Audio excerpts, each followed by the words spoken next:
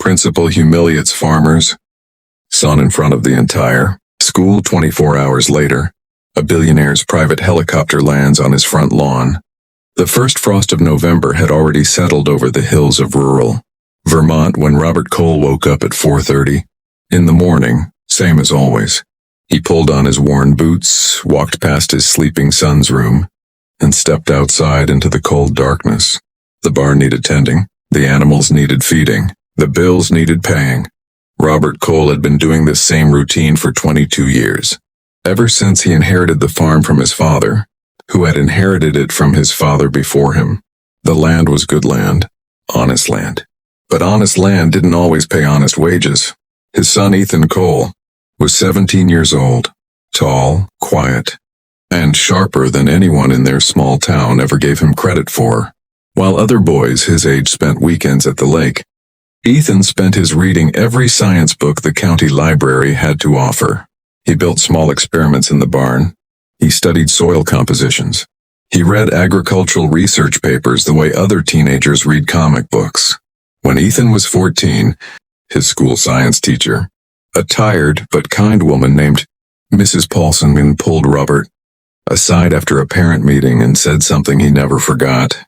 "Mr. Cole, I've been teaching for 26 years. Your son is the most naturally gifted student I have ever taught. Please do not let this county be the ceiling for him." Robert had driven home that night in silence, done the math 3 different ways on the back of an envelope, and made a decision that would cost him everything. He applied to Westbrook Academy, a prestigious private school in Greenwich, Connecticut, one of the finest in the country. Ethan took their entrance examination, wrote an essay that the admissions committee reportedly read twice, and won a partial academic scholarship. The remaining tuition, $11,400 per year, Robert paid himself.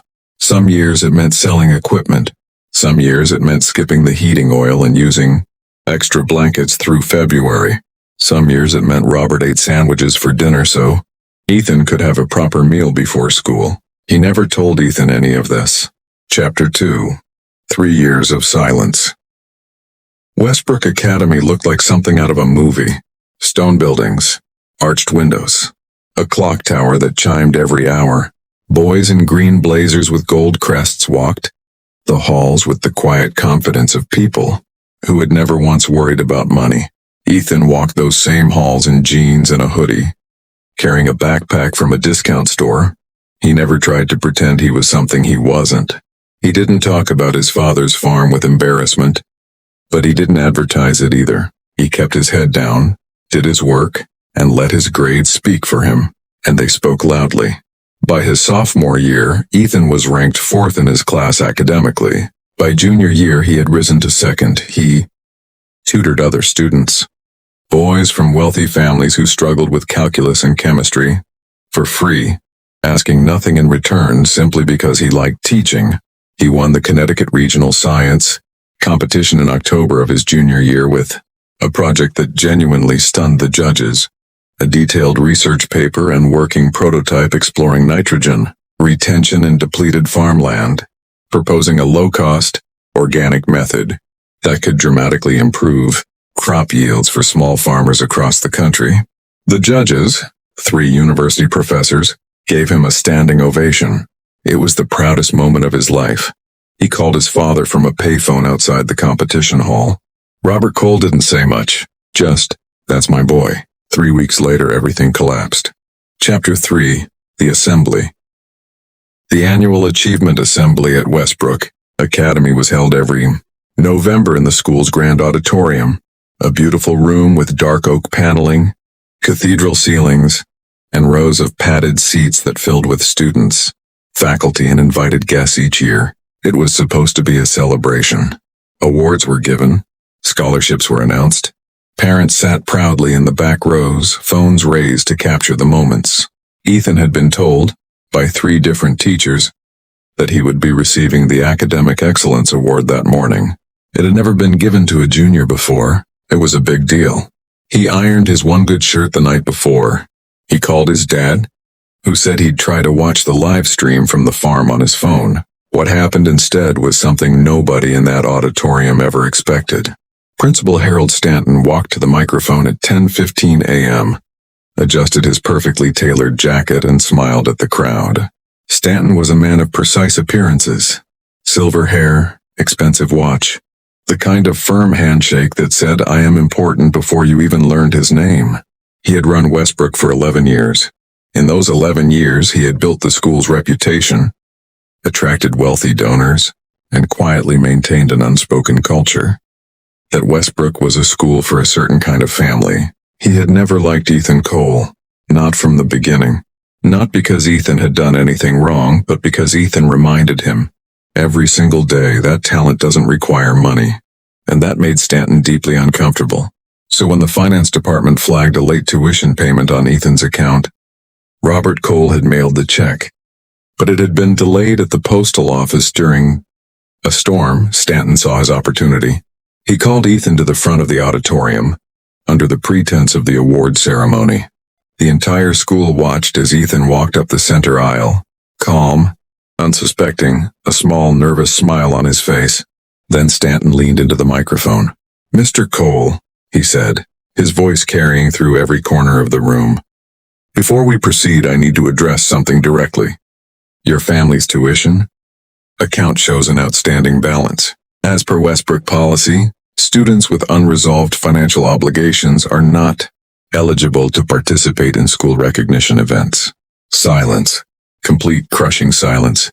"Furthermore," Stanton continued, clasping his hands in front of him, "I think this moment gives us an opportunity for honesty. Westbrook Academy has a standard of commitment, financial and otherwise, that all families must meet. Given your family's repeated difficulties in meeting these obligations, your enrollment is hereby suspended until full payment is received." He paused and looked directly at Ethan. "Perhaps it would be best if you collected your belongings today." A few boys in the back row snickered. Most sat in stunned silence. One teacher, Ms. Rivera, who had mentored Ethan for 2 years, stood up to object. But another faculty member pulled her back down by the arm. Ethan stood at the front of that auditorium, under the lights, with 300 people staring at him. He didn't cry. He didn't argue. He didn't give Stanton the satisfaction of seeing him break. He simply said, "Yes, sir," picked up his bag from his seat and walked out. The heavy auditorium doors closed behind him, with a sound like a period at the end of a sentence. Outside in the cold parking lot, he sat on a bench for a long time. Then he took out his phone and called his father. Robert answered on the second ring. "Dad," Ethan said quietly. "They sent me home." There was a long pause. "Come home, son," Robert said. "We'll figure it out. We always do." Chapter 4: The Woman in the Gray Blazer. What Principal Stanton did not know, what nobody in that auditorium knew, was that a woman named Margaret Ellis had been sitting in the third row from the back. She was 63 years old, with sharp eyes and a quiet manner that made her easy to overlook.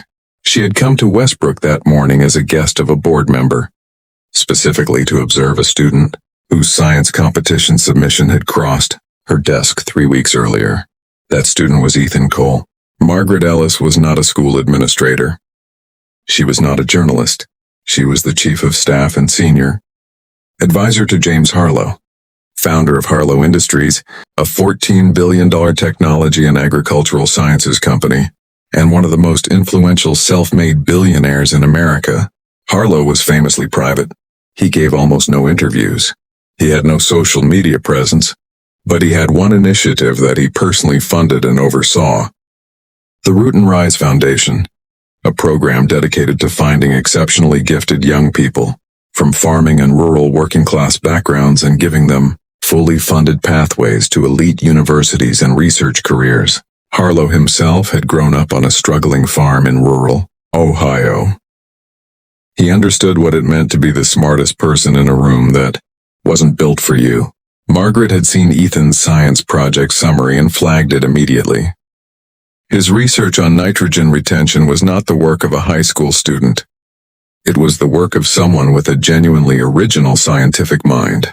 She had come to Westbrook to quietly observe him, to see who he was beyond the paper. Instead, she watched a grown man in a tailored suit publicly humiliate a teenage boy in front of his entire school for being poor. She didn't say anything in the auditorium. She waited until she was outside in the parking lot, where she saw Ethan sitting alone on a bench, staring at the ground. She almost approached him then. Instead, she walked to her car, picked up her phone, and called James Harlow. She told him everything. When she finished, there was silence on the line. Then Harlow said, "Find out where the boy lives. We're going tomorrow." Chapter 5: The Helicopter.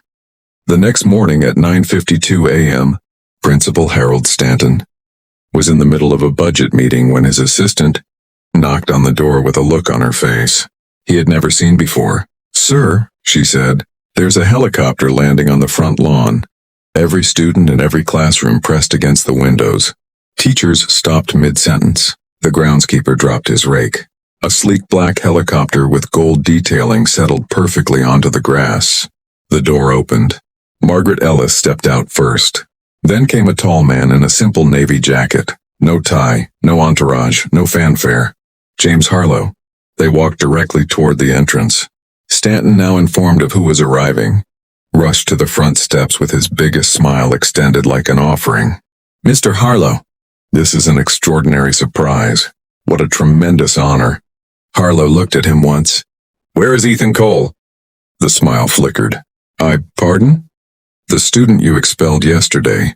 The farmer's son. I'd like to speak with him and his father. Here, today." Stanton opened his mouth, closed it, opened it again. "Mr. Harlow, I'm sure we can discuss—" "I'm not here to discuss anything with you," Harlow said simply. "Please make the call." Chapter 6: The Offer. Robert Cole got the call at 11 a.m. while fixing a fence post in the backfield. He listened, asked 2 questions, and then walked inside to wash his hands and put on his good jacket. He and Ethan drove to Westbrook in the old pickup truck. They pulled into the parking lot beside the helicopter, and Robert sat for a moment looking at it. "You okay, Dad?" Ethan asked. "Yeah," Robert said. "Let's go." James Harlow met them in the courtyard. He shook Robert's hand first, both hands firmly, the way men who respect physical work shake hands.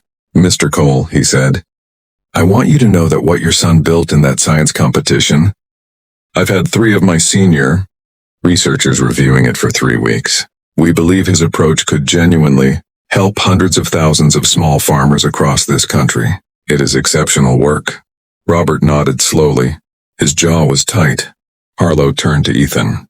"I'd like to offer you a full scholarship. Your choice of any university in the United States that accepts you. MIT, Stanford, anywhere. Fully funded. Housing, materials, everything.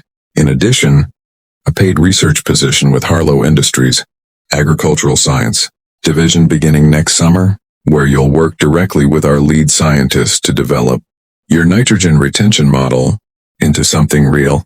Ethan stared at him for a long moment. "Why?" he asked. Harlow tilted his head slightly.